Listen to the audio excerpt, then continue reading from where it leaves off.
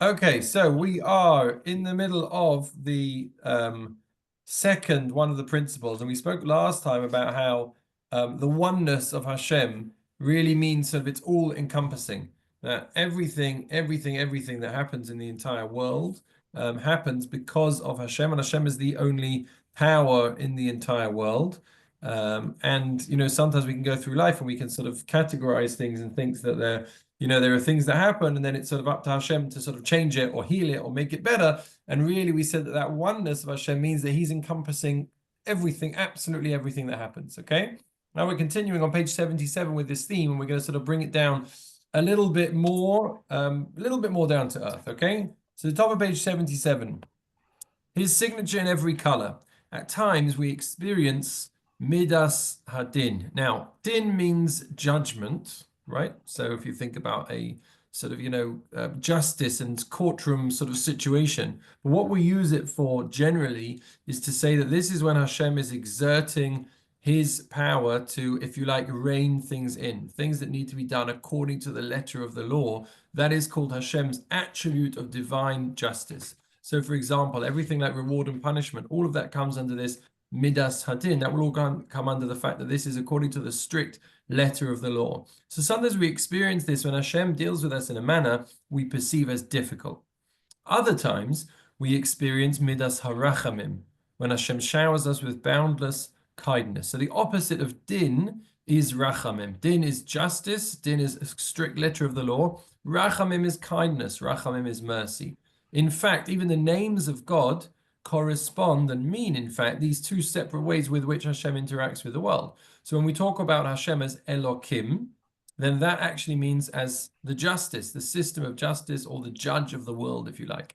In fact, in the Torah, there are times when the word is used as Elohim and means a judge, doesn't even mean God at all. Then there's the other name of Hashem, which is the Yud and the Hey and the Vav and the Hey. That name of Hashem, which is really describing his essence, that means the mercy, that means the kindness, that's the rachamim of Hashem. Very often in davening, we actually ask Hashem to sort of switch from don't relate to us with justice, but rather relate to us with that kindness, with that rachamim. So there are always these sort of two perspectives. So times we perceive Hashem in a manner that is very difficult, seems to be challenging, and other times he's showering us with boundless kindness. Continuing, contrary to the popular conception of what constitutes Hashem's hashgacha, Hashem's involvement in our lives. However, it's not only the good times that show Hashem's involvement in our lives. He deals with us in different ways, some that we perceive as more enjoyable than others. But behind each and every experience is his hand alone. That recognition is Yichud Hashem, is bringing it all together.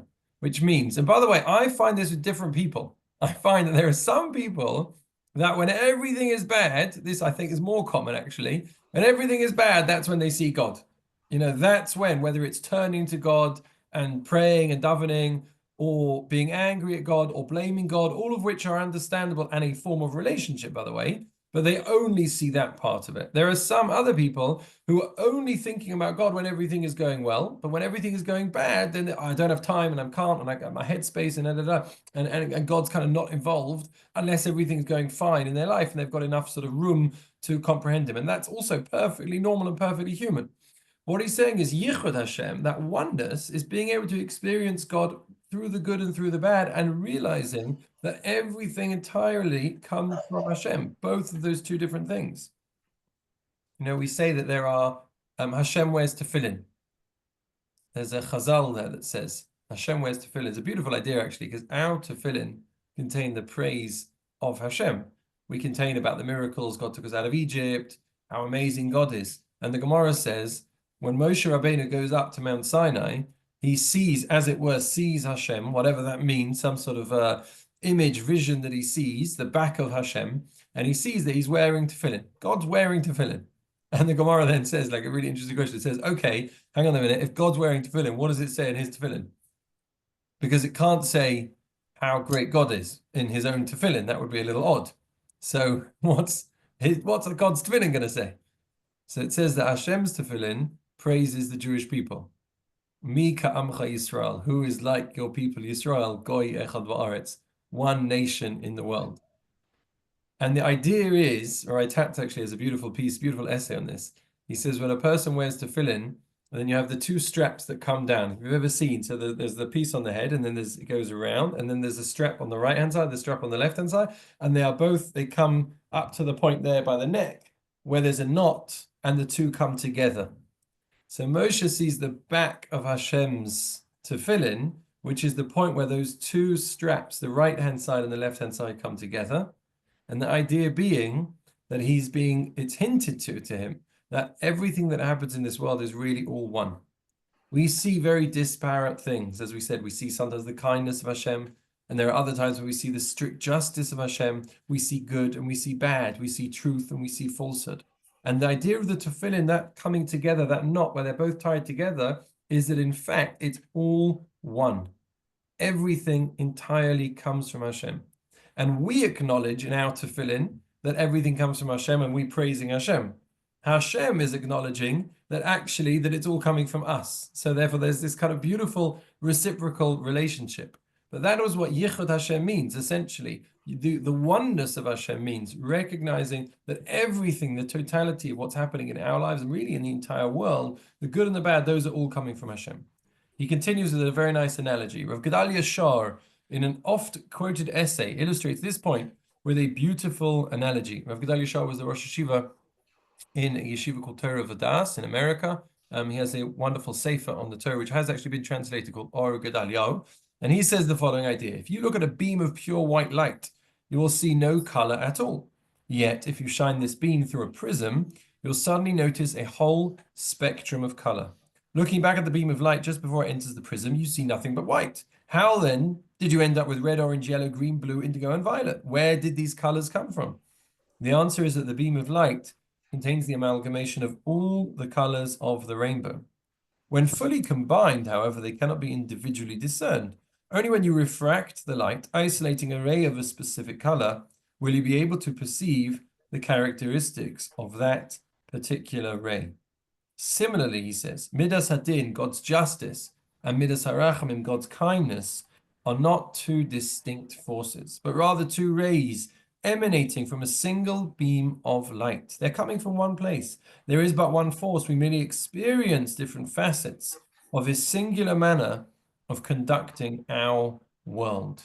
And the truth is that the closer that you get to the light, then the more that one realizes that it's all one, right? The person who's very far away from the prism, would only see the one color. If they're bathed in the orange light, then all they'll see is the orange light. The closer that they get to the prism, then the more they'll be able to see that it's actually oneness. It's actually from that one source. So therefore, the sort of greater that we get with our relationship to Hashem, the more that we can see that ultimately everything is coming from that oneness, one source. Continues, accordingly, the person who experienced a miraculous recovery, courtesy of HaKadosh Baruch Hu, of Hashem, was given the illness by him as well. Hashem put him into the crisis. Hashem took him out of the crisis. He put us into Mitzrayim, and he took us out of Mitzrayim, right? Hashem took us down to Egypt, and he took us out as well. All aspects of our lives, whether difficult or pleasant, are but different angles of the same beam of light. They all emanate from the one source, Hashem Echad. Now, he's going to go into trying to sort of bring this even further down to earth and to actually address some difficult questions, not necessarily to give answers, but at least to introduce a perspective on how to approach our thinking. When bad things happen. In the aftermath of the Holocaust, many people's emunah, their faith, was badly shaken, as they grappled with the harrowing question of how Hashem could have allowed such painful and horrific tragedies to occur. When this issue was posed to our Gedolim, the great sages of the generation then, their responses followed a common thread. The question is not how did HaKadosh Baruch Hu let this occur, but rather, why did he want this to happen? He didn't let anything occur. Nothing can happen without him. And if it in fact happened, of necessity, he directed it to take place. Now that's obviously makes the question even harder to understand, because it's one thing if sort of it happened, and then we can ask, why did Hashem let it happen? But honestly and truthfully, there's nothing that just, Hashem lets happen. Either Hashem does it or it doesn't happen at all. So really, it makes the question sort of harder. But as he's expressing, this is what that yichud, that oneness is all about, that nothing actually sort of happens by itself. He continues, this idea can be quite troubling. After all, if my approach to dealing with the problems in my life is this happened to me by chance, and I look to Hashem to save me, then I can easily write off the difficulty as a random life occurrence. Why it happened is irrelevant to me, because it's all just chance. If, however, I look the challenge in the eye and say, HaKadosh Baruch Hu himself, Hashem himself is sending me this tzara, he's sending me this suffering, this pain, this challenge, then I'm confronted with a real dilemma. He is not cruel. He loves me. He wants to take care of me. Why then is he sending me this hardship? How can I wrap my brain around this? Meaning, as soon as it's no longer just by chance, then the question is, well, what is the message that God is sending to me? At this point, the question of why he is sending me this hardship then turns away from him and towards me. Suddenly, I'm forced to confront a rather discomforting question. What does he want from me? What message is he sending me? Am I properly deciphering the message? A life challenge may be Hashem's way of prodding me to do tshuva. It might be intended to serve as a catalyst to help me grow into a bigger, better person. Regardless of why the trouble befell me, the first step in coming to terms with it is to acknowledge that nothing happens by itself. It's just one more facet of that same beam of light. And I suppose the scary thing is that if God is sending us a message and we're sitting here and thinking that everything is happening by chance and that it was just, bad luck, and now I can daven to God to get me out of this situation, then we could totally miss the message. Then we could just, that message completely passes us by. And it's like God is like sort of knocking at the door and saying, come, listen, listen, listen. And we're like, oh, this is just bad luck. This was by chance, or this was all these circumstances outside of my control. I saw today, or yesterday, in fact, I saw a video of a speech by the mother of Hirsch Goldberg Polin, who's been a very, very sort of vocal spokesperson for all of the hostages and, of course, campaigning for the release of her son while he was still alive. And she said, it was, I think, in a conference in America, and she starts off and she says, I feel very, very, and you're kind of like waiting to, hear what she's going to say, something sort of, sad or depressed or down or whatever it is. And she says, blessed. And this is like, sort of like, wow, like it's sharp intake. I feel very, very blessed. You're like, okay. And she says, we were blessed to have our son Hirsch for 23 entire years. And even if we had to rewind and we had to go through everything and the pain and the excruciating pain that we're going through now, and my choice was, would I want him for those 23 years? Then I would want the 23 years that Hashem gave us. Now, that's an incredibly hard thing to say. And, only a person who's gone through that sort of terrible experience themselves could say such a thing. But it was actually like, I was like, wow, what an amazing perspective. Because this is someone who could be saying, well, God took him away, and then not thinking about the fact that God had given him in the first place. But she was saying, I feel blessed because actually the same God that decided for whatever reason that we don't understand, she certainly doesn't understand, that Hirsch was taken away, can also be, that was also the same God that said, I'm giving him to you in the first place. And I gave you those 23 years. And I thought that is really what this idea is about. It's that yichud. We can't sort of pick and choose and sometimes say, oh, this part is from God because it sounds good or it's convenient for me or it's expressing my feeling at the time, but the other part isn't from God. We have to realize the totality and all of it and everything. That's the yichud Hashem. That's the unity of Hashem that is expressed in our lives, the way we relate to the things that happen in our lives. So he continues, how does this affect my daily life? Everything in our lives, whether we perceive it as good or bad, is a manifestation of the hand of Hashem. Rather than merely pinning our hopes on Hashem's salvation, the end of the tale, we need to see his handwriting on every single page of the story. Each twist and turn is Hashem yet again, because there is no other power in the universe. Every detail must necessarily be set in motion by him alone. Don't just grow from happily ever after endings. Don't limit your connecting to Hashem to seeking the cure. The difficulty itself is his doing as well.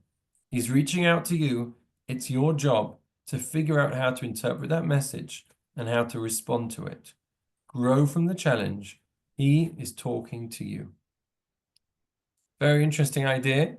Maybe one which is a little bit more challenging, but sometimes, maybe over the week ahead, let's try and see Hashem, not just in the happy endings and the things that are going well in our lives, but in the challenges, in the frustrating parts, in the things that we've always wanted to solve and haven't managed to solve, or a relationship that is troubling.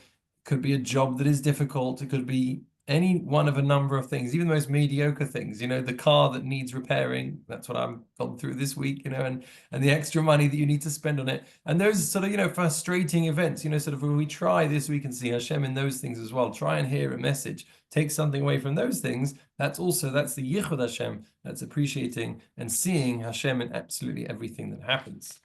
That's the end of this part. So just as a preview for next week, where he's going to discuss Shema Yisrael Hashem Elokeinu Hashem Echad, because that's the way that we voice this actually more than any of the other principles. It's become part of our daily davening, and we express this with Shema Yisrael Hashem Elokeinu Hashem Echad. So we're going to go on to explain exactly what that means in context of what we learned about the unity of Hashem. And we will please God continue with that next week.